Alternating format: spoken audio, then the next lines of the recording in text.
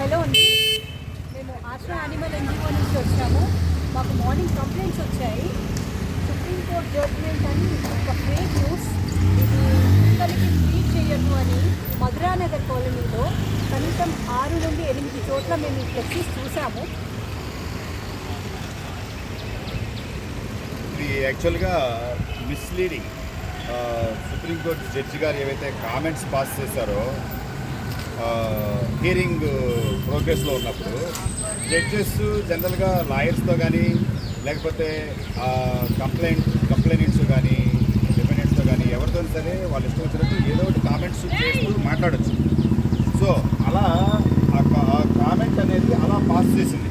Public nuisance అవుతుంది కాబట్టి feeding points పెట్టుకోవడం అనేది అది ఆల్రెడీ గైడ్లైన్స్ ఉన్నాయి, యానిమల్ బర్త్ రూల్స్ ఉన్నాయి, animal prevention of animal cruelty acts ఉన్నాయి, అవన్నీ ఉన్నాయి. స్పెషల్గా ఈ పిటిషన్ని విచారించాల్సిన అవసరం లేదని చెప్పేసి ఆ పిటిషన్ కొట్టేస్తూ ఆ కామెంట్ పాస్ చేశారు, మీ ఇంట్లో ఫుడ్ పెట్టుకోండి.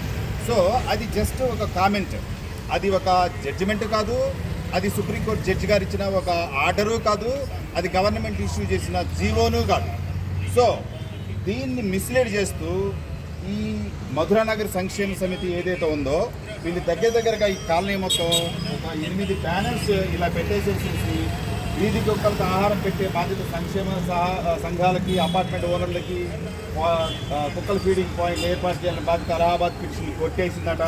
దాని తర్వాత సుప్రీంకోర్టు కూడా దాన్ని కొట్టేస్తూ ఆ కామెంట్ చేశారని చెప్పేసి మీ ఇళ్లలో పెట్టుకొని మీరు ఫుడ్ పెట్టుకోండి అని చెప్పి అదేదో లాలో ఉన్నట్టుగా ఆ కామెంట్ని మిస్లీడ్ చేస్తూ వీళ్ళు ఒక బ్యానర్ పెట్టేసి ఇక్కడ ఫుడ్ పెట్టే ఇన్ కేసు యానిమల్స్ కానీ ఎవరన్నా యానిమల్ లవర్స్ ఎవరన్నా ఫుడ్ పెడుతుంటే వాళ్ళ మీద కేసు నమోదు చేయొచ్చు అని చెప్పేసి అది మరి ఏ సెక్షనో ఆ సెక్రటరీ గారితో కూడా నేను మాట్లాడాను, ఆయన లాయర్ అట.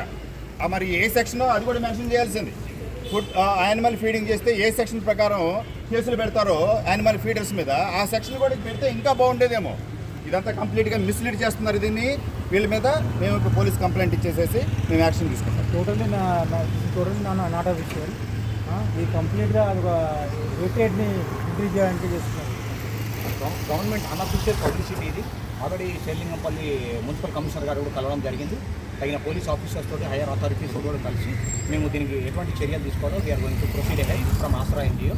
So hence we request every RWA association and society members ఇటువంటి ప్రొపగాండాలు ఏమి కూడా ఫాల్స్ న్యూసెస్ ఏవి కూడా బయట అందరినీ పబ్లిక్లోని చేయకూడదు, అడ్వర్టైజ్మెంట్ చేయొద్దు, అలాంటివి ఆపాలని